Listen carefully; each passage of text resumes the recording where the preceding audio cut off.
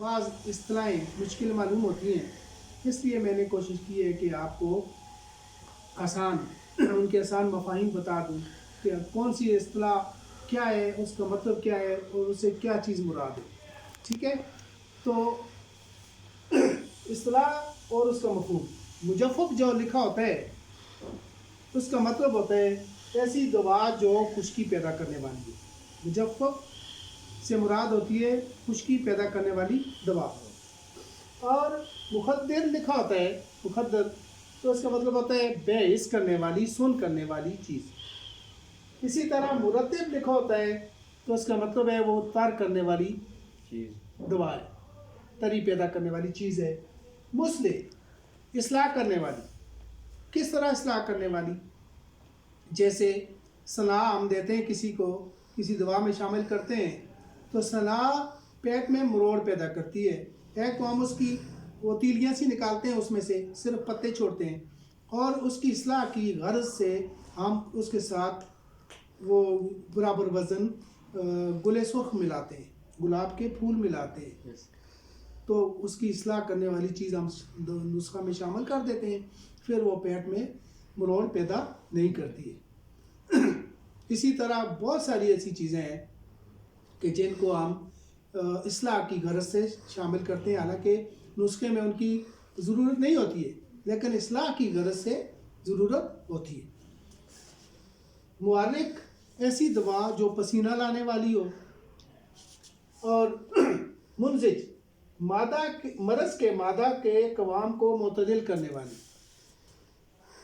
जिस्म में कोई ख़राब खिलत है, ख़राब मादा है, उसको हमने जिस्म से निकालना हमें मकसूद है। कोई भी बीमारी का मादा है या ख़राब खिलत है, जली हुई खिलत है, तो हम उसको निकालना चाहते हैं जिस्म से, तो फिर उसके लिए हम मुनजिज देते हैं जो उस खिल को, ख़राब खिल को या बड़ी हुई खिल को या ख़राब किसी मादे को, उसको एक कवाम को अगर पतला है तो ज़रा गाढ़ा करे और अगर गाढ़ा है तो ज़रा पतला करे, उसका कवाम मुतदिल कर दे, मुतदिलुल कवाम कर दे, ताकि वो जिस्म से निकलने के काबिल हो जाए, तो उसको हम कहते हैं मुनजिज।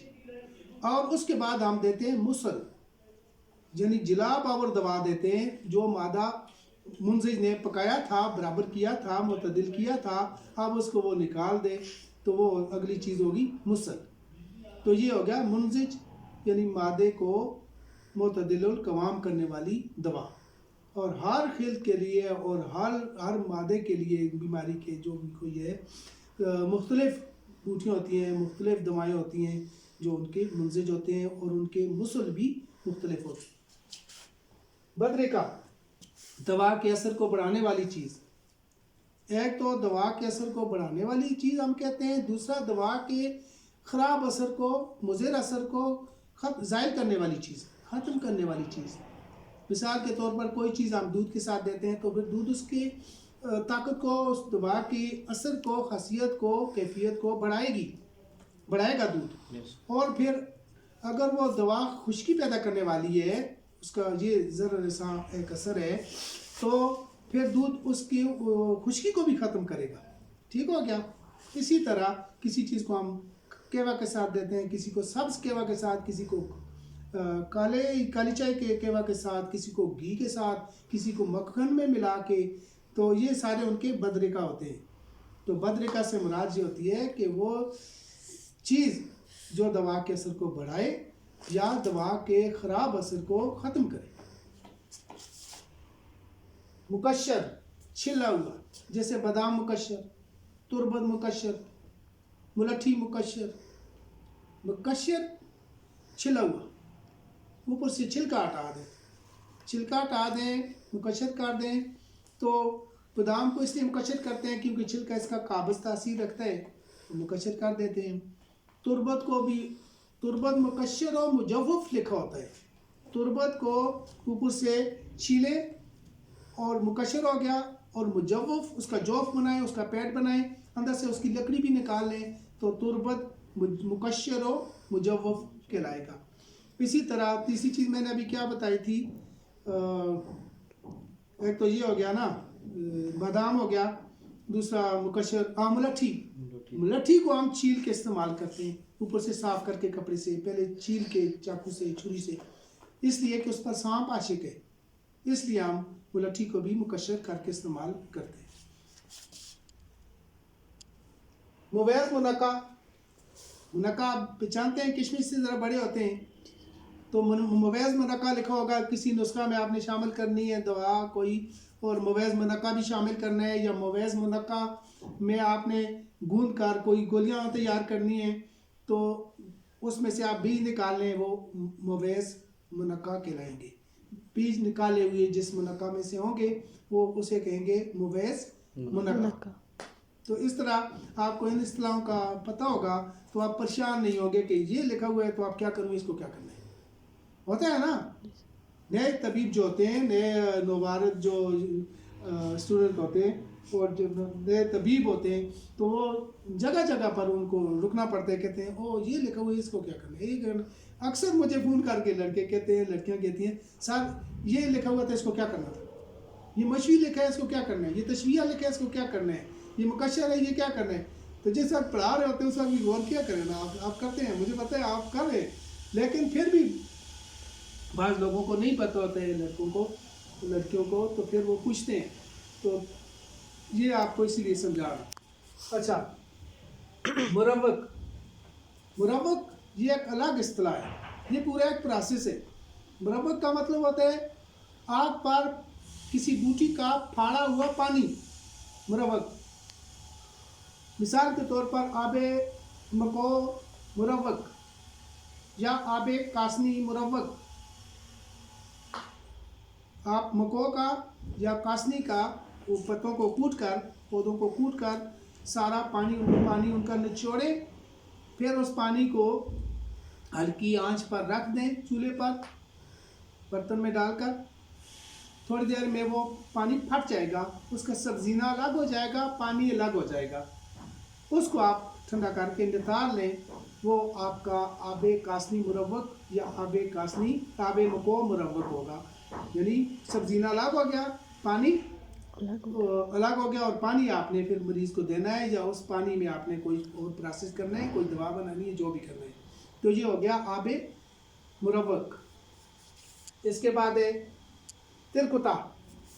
तिरकुता ये हिंदी की इस्तिलाह है।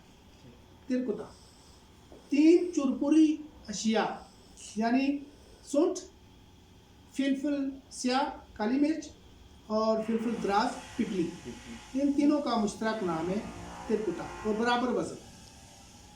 कोई अगर कहे कि लिखा है बुक में किसी में कि तिरकुटा का सफूफ आप इसको दें, तो फिर आप सोचते रहे तिरकुटा क्या चीज़ है।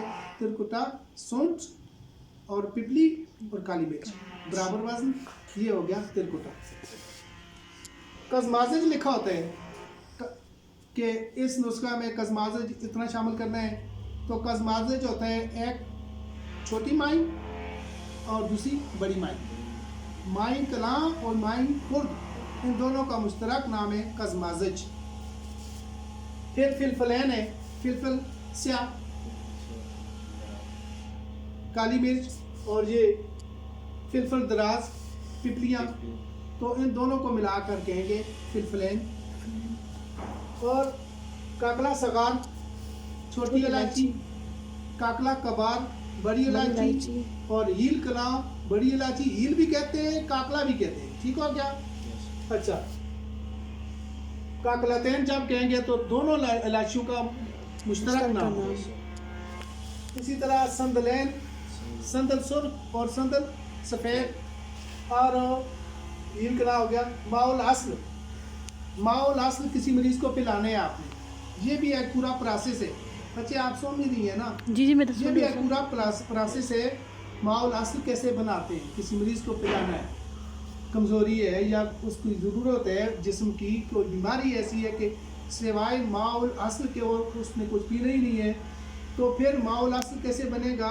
एक ऐसा शहद और 4 ऐसे पानी, 1 पाउच शहद और 1 किलो पानी, उसको आप जोश देंगे, पकाते रहेंगे पकाते रहेंगे, इतना पकाते रहेंगे।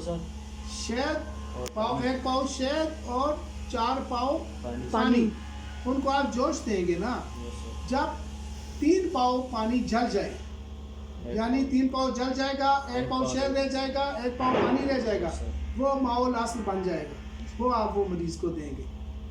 ये माउल असल बनाने की तरकीब है। किस चीज़ की मरीज को? वो कोई ऐसी बीमारियाँ होती है ना कि जिनमें उसको कोई भी बीमारी है, ख़ास तौर पर उसको कमज़ोरी बहुत होगी है, बहुत कमज़ोरी है, उससे खाना पीना कुछ और नहीं है, आपने सिर्फ माउल असल बनाना है, पिलाना है उसको, तो फिर वो उसको करेंगे। या माउल असल के साथ आपने कोई दवा देनी है, वो बदरिका के तौर पर देने है माउल असल, ठीक है। अच्छा, लक, ये भी एक अलग प्रोसेस है। लक मकसूल, लाख धुली हुई, गुसल दी हुई, तो लाख जो है, लक जो है, इसको आप पिघलाकर पानी में गिराते जाएंगे, पिघलाकर बिल्कुल उसको पिघल जाती है, जैसे रबड़ होती है इस तरह पिघल जाती है। लाख आम मिलती है जी, लाख आप पहचानते नहीं है, चले लाख एक देखे, वो लाख वो भी होती है ना, जैसे वो रजिस्ट्रीज वगैरह या इम्तिहान में पेपर को सील करते हैं, तो उसी की वो किस्म है जो हम दुआओं में भी इस्तेमाल करते हैं, उसको हम मकसूल करते हैं, गुस्ल करते हैं। जैसे हमारा, मेरी बुक में आपने देखा होगा जवाहिर हिकमत में मोटापे का नुस्खा, जिसमें बरगे सुदाब भी है और लक मकसूल भी है, तो उसमें मैं कैसे शामिल करता हूँ, वो चम्मच में, बड़े चम्मच होते हैं ना, उसमें पिघला कर उसको पानी में गिराता हूँ, फिर वो निकालता हूँ, खुश करके फिर पिघला के फिर डालता हूँ, 4-5 दफ़ा करता हूँ, वो धुल जाती है, कंकर मट्टी पत्थर उसमें से ख़त्म हो जाते हैं, गुस्ल उसको हो जाता है, यानी साफ़ हो जाती है, उसको कहेंगे लक मकसूल। अच्छा, फिर उसके बाद है शब जमानी फटकड़ी का आम नाम, खास नाम, फटकड़ी का ये नाम। बाज़ औक़ात आपके पास कोई मरीज़ बैठे होते हैं और आप तबीब होते हैं, आपस में बातचीत कर रहे होते हैं, तो आप उनके सामने बात नहीं करना चाह रहे होते, तो आप कहते हैं जी हाँ मैंने शब जमानी भी इसमें डालनी है, या आपने शब जमानी इसमें डालनी है, तो अगर वो आपका मरीज़ों को समझ नहीं आएगी, क्योंकि मरीज़ तो मरीज़ होते हैं ना, मरीज़ों के सामने आप कोई ऐसी बात नहीं कर सकते कि वो खुद ही अपना तबीब बन जाए और अपने आप के लिए कोई खराबी पैदा कर ले। मिजाजों को भी देखना पड़ता है, उम्रों को देखना पड़ता है, और जिन्स को भी देखना पड़ता है कि इसको कितनी मकदार चाहिए किसी चीज़ की, तो इसलिए आप शब जमानी कह देते हैं। और भी इसी तरह जितने भी मखसूस नाम होते हैं, जैसे हम फिलफल कहते हैं, ये मखसूस नाम क्यों है, इसीलिए होते हैं। फिलफल हम कहते हैं फिलफल स्याह डालो जी, तो फिलफल दराज डालो जी। आम नाम तो आपके लिए हम समझा रहे होते हैं ना, तो हम मरीजों, हम लोगों के लिए तो हम नहीं कह रहे होते ना, क्योंकि मरीज़ तो फिर मरीज़ है ना जी, उसको तो इतनी समझ हुई नहीं होती जितनी आपको होती है ना। दवाएं आपने बनानी होती हैं, इलाज आपने करना होता है, इसलिए। अच्छा, तो जो हम आम लोगों को बताना चाहते हैं, जो समझते हैं कि इनके लिए मुझे नहीं है ये चीज़, तो हम ओपनली बता भी देते हैं ना, अपने मरीज़ों को नहीं बताते, अपने लोगों को नहीं बताते हैं, लेकिन जो चीज़ उनको बताने की ज़रूरत होती है बताते हैं। अच्छा, फिर है खार है, इसका भी एक अलग प्रोसेस है। नमक बनाना, ख़ास तौर पर मैं बनाता हूँ, हर साल बनाता हूँ जौ का नमक बनाता हूँ। तो जो अपनी बाज़ार में से कोई भी जोखार आपको ठीक नहीं मिलती, अपनी बनाई हुई चीज़ जोखार जो है वो आपको काम देती है, आपको फ़ायदा देती है, आपको मरीज़ों को फ़ायदा देती है, आपके नुस्खा में वो करामद साबित होती है। जोखार, जौ के पौधे जब ज़रा बड़े हो जाएं और उनमें दाना ना बनाओ, लेकिन दूध दानों की जगह पड़ जाओ। दूध पहले होते हैं, दबा के देखिए वो फट के दूध निकलते हैं उनमें से होता है। उस वक्त अगर दाना बन गया, फिर आप जोखार बेशक बना लें, आपको वो फ़ायदा नहीं होगा। उसका सही टाइम वही है, 3-4 दिन बाद मैं जब दोबारा जाके देखता हूँ, दोबारा के किताब पढ़ा के देखता हूँ, दूध है ठीक है, दूध अभी नहीं पड़ा है नहीं ठीक है, दूध पड़ गया और दाना बन गए और खुश्क हो गए, अब भी वो ठीक है। बाज़ार से आपको ऐसी किस्म की मिलती होती है। आप जब खुद बनाते हैं आपको तसल्ली होती है कि मैंने जोखार बनाया है, तो ये वाकई उस वक्त बनाया जब के सिट्टों में दूध हो गया था, दाना नहीं बना था। उस वक्त जौ के पौधे काटे, फिर उनको साया में खुश करें, फिर उनको साया में और 10-12 दिन रख के खुश करें। उसके बाद सारों को इकट्ठा करके ढेर लगाकर आग लगा दें साफ जगह पर। सारा जल गया, उसकी खाकस्तर सारी उसकी इकट्ठी करें और उसका ठंडा करके वज़न करें। अगर वो 2 किलो है तो फिर आप 8 गुना पानी उसमें डालें। 2 किलो का 1 किलो का 8 गुना तो 8 किलो हो गया। 2 किलो अगर खाकस्तर है जौ की तो फिर 16 किलो हो गया। ठीक है ना? तो 16 किलो पानी में आप उसको डालें कढ़ाई में और फिर 4-5 घंटों 3-4 घंटों के बाद उसको हाथों से मल लिया करें पानी में, क्योंकि नीचे बैठ जाती है ना सारी खाद। फिर मिक्स करें 3-4 घंटे बाद। हर 3-4 घंटे बाद आप उस तरह करें। 24 घंटों के बाद आप उसको नितारें।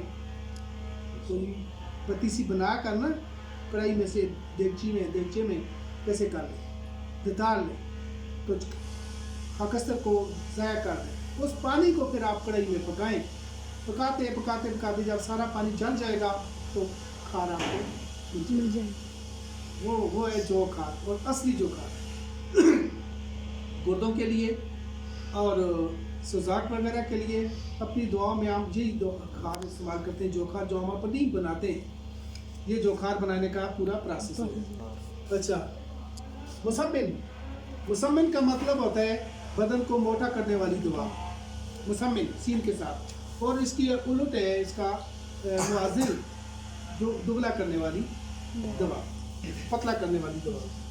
और बिरयान करना, भूनना, जैसे अगर लिखा होगा फटकरी बिरयान, तो आप तवे पर फटकरी को डालें, वो फूल जाएगी, पेलेगी, पहले फूल जाएगी, शगुफ्ता हो जाएगी, वो बिरयान हो जाएगी। इसी तरह हम मुख्तलिफ बीजों को बिरयान कर लेते हैं थोड़ा सा।